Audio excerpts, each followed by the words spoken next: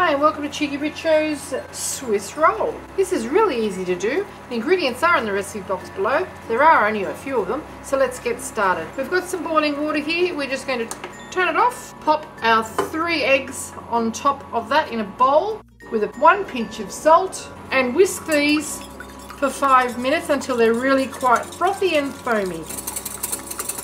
Okay, after 5 minutes of whipping, this is what you should have. 5 minutes doesn't sound very long until you have to whip it. We just take it off our hot water now and add our sugar. We're retaining some of the sugar for when we take it out of the oven and roll it up. Gradually add our sugar and we're going to then whisk that for 2 minutes. Yes, another 2 minutes. Just using caster sugar here. It's in with our vanilla extract at this point in time.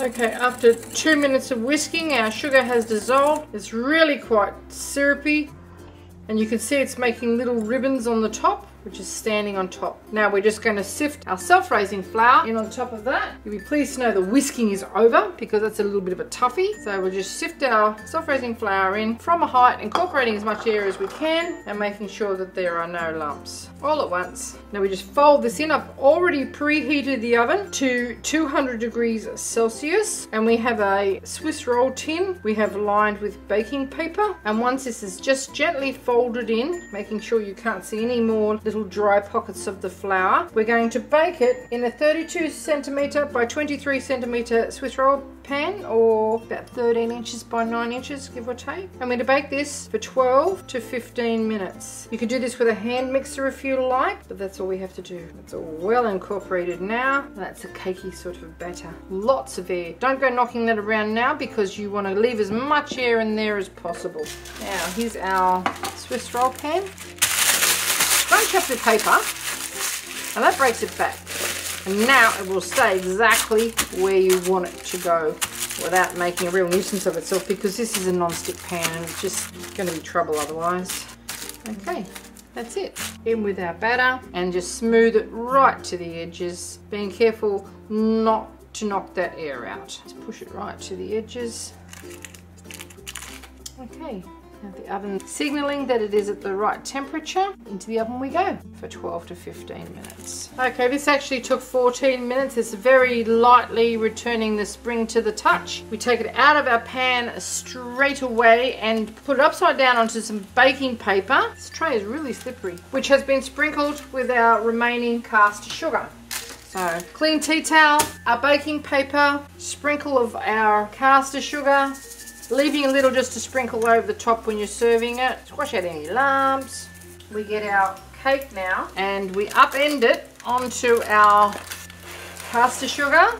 Peel off our paper carefully, like so. Now we're going to put a little cut up here to make this roll easily, otherwise it won't work. So just put a little cut like so into our sponge. Then grabbing our paper, you see how it's bending on itself, because we need to have this quite small, and just roll it around on itself. Not too tight, but firm. And we're going to leave that for about 5 minutes to collect that shape. So you might have to pack something on some side of it.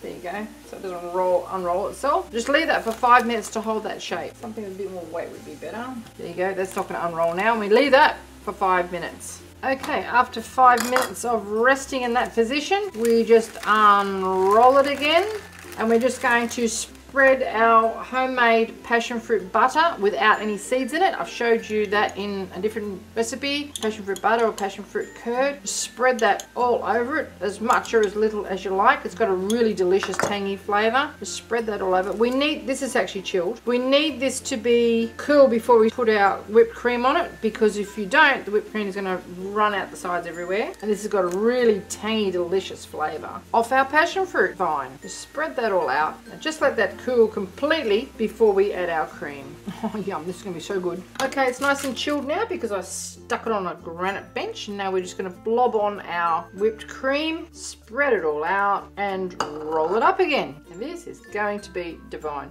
Once we roll it up, we just trim the edges so it looks nice and pretty on the ends. Get this out as smoothly as we can. It's not going to go back into a smaller roll now because it's got a filling on it. You could use strawberry jam, and we've got a gorgeous strawberry jam recipe on our channel, or we've also got a blueberry jam and a pineapple jam recipe. Oh, and a plum jam. We've got a lot of jam recipes. Okay, now roll him up again with the aid of your paper.